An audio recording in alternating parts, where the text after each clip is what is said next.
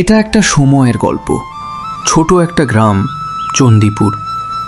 আর এই চণ্ডীপুরে বাস করত রামু এবং তার স্ত্রী কমলা। রামু গ্রামে গ্রামে ঘুরে সিঙ্গারা বিক্রি করত, আর সিঙ্গারা বিক্রি করে যে টাকা উপার্জন করত সেই টাকায় তাদের সংসার খুব কষ্টে চলত। একদিন রাতে, আচ্ছা কমলা, এইভাবে আর কতদিন চলবে? সিঙ্গারা বিক্রি করে যে টাকা উপার্জন করি, এতে তো আমাদের দুবেলার খাবারও ঠিকঠাক কপালে জোটে না। তুমি চিন্তা করো না, ভগবান একদিন না একদিন আমাদের দিকে ঠিক তাকাবে। সেই দিন দেখবে আমরাও অনেক অনেক টাকা উপার্জন করব। সেই সময় আর আমাদের কষ্টে দিন কাটাতে হবে না। সেই রাতে খাওয়া দাওয়া শেষ করে রামু ও কমলা ঘুমিয়ে পড়ে। পরের দিন সকাল থেকে আকাশ কালো মেঘে ঢেকে আছে। মাঝে মধ্যে খুব জোর বৃষ্টি হচ্ছে, কিন্তু রামু হার মানেনি। রামু বৃষ্টির মধ্যে তার ঠেলাতে সিঙ্গারা নিয়ে গ্রামের দিকে যাওয়ার জন্য প্রস্তুত হয়। না, হার মানলে হবে না। আমি আমার মচমচা সিঙ্গারা দিয়ে গ্রামের সবার মন ভালো করে দেব। বৃষ্টি হালকা হয়ে আসে। আস্তে আস্তে রামুর ঠেলার সামনে ভিড় জমতে শুরু করে, কিন্তু সিঙ্গারা খেয়ে গ্রামের মানুষ আগের মতো তারিফ করে না। কি রামু, আজ সিঙ্গারা খেয়ে কোনো মজা আসলো না? পুরো নরম হয়ে গিয়েছে। বাবু, বৃষ্টির দিন, হয়তো বৃষ্টির জলে একটু নরম হয়ে গিয়েছে। আপনি দাঁড়ান, আমি এখনই নতুন করে ভেজে দিচ্ছি। না থাক, এই বলে বৃদ্ধ লোকটি চলে যায়। আবার বৃষ্টি শুরু হয়। রামু মন খারাপ করে বলে, আজ মনে হয় আর বিক্রি করতে পারবো না। ঘরে রেশন শেষ। আজ যদি বিক্রি না হয় তাহলে চাল ডাল কিভাবে কিনবো? রামু যখন নিজের সাথে কথা বলছিল, সেই সময় রামুর ঠেলার সামনে একটা বৃদ্ধ লোক আসে। সে রামুকে বলে, বাবা, 2 দিন থেকে কিছু খাই না, খুব খিদে পেয়েছে। আমার কাছে টাকা নেই, তুমি আমাকে কিছু খেতে দেবে?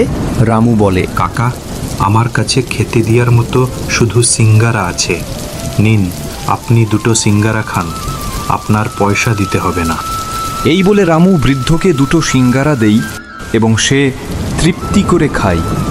খাওয়া শেষ করে বৃদ্ধ বলে, সকাল থেকে এত জনার কাছে খাবার চাইলুম, কেউ খাবার দিল না।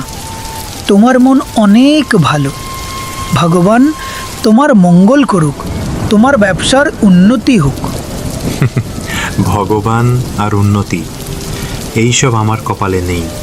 বৃষ্টির জন্য সকাল থেকে একটাও সিঙ্গারা বিক্রি করতে পারলাম না। বৃষ্টির জলে সব সিঙ্গারা নরম হয়ে যাচ্ছে। ঘরের রেশন শেষ। আজ যদি বিক্রি না হয় তাহলে রাতে না খেয়ে থাকতে হবে। রামুর কথা শুনে বৃদ্ধ লোকটি তার মাথায় থাকা চাদরটি ঠেলার উপর রাখে, আর সে রামুকে বলে, এই চাদরটা তোমার কাজে আসবে, এটা তুমি তোমার কাছে রেখে দাও। কিন্তু কাকা, এটা যদি আমি রাখি তাহলে আপনি তো পুরো ভিজে যাবেন। তুমি আমার চিন্তা করো না, তুমি তোমার ব্যবসার দিকে মন দাও। এই বলে বৃদ্ধটি চলে যায়। রামুও বৃদ্ধর দেওয়া চাদরটি সিঙ্গারায়ের উপর বিছিয়ে দেই। বৃষ্টি কমে যায়। সিঙ্গারার সুগন্ধ পুরো গ্রামে ছড়িয়ে পড়ে। আস্তে আস্তে রামুর ঠেলার সামনে ভিড় জমে যায়। সিঙ্গারা খেয়ে গ্রামের লোক খুব তারিফ করে। আস্তে আস্তে সব সিঙ্গারা বিক্রি হয়ে যায় এবং রামু বাড়ির জন্য চাল ডাল কিনে নিয়ে যায়।